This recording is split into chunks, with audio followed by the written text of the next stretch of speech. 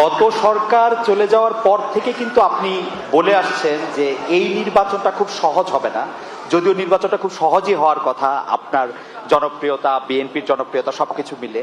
এখন আমার প্রশ্ন, নির্বাচনটা তো হয়ে গেল, এটা অনেক সহজ ছিল কিনা আপনার কাছে? আর এই প্রশ্নটার একটা ছোট্ট লেজ হলো যে এরকম যে, একটু অভয় দিলে বলি যে আপনাকে কোনো এই 200-র বেশি আসন পাওয়ার জন্য আপনাকে কোনো ইঞ্জিনিয়ারিং করতে হইলো কিনা? It's like, thank you so much. আপনাকে ওটাতে জানাই। আপনি আমাদের জনগণকে কনভিন্স করাটাই হচ্ছে আমাদের ইঞ্জিনিয়ারিং। জনগণকে আমাদের যে ইঞ্জিনিয়ারিংটা ছিল সেটা হচ্ছে জনগণকে আমাদের পক্ষে নিয়ে আসা, সেটাতে আলহামদুলিল্লাহ আমরা সফল হয়েছি।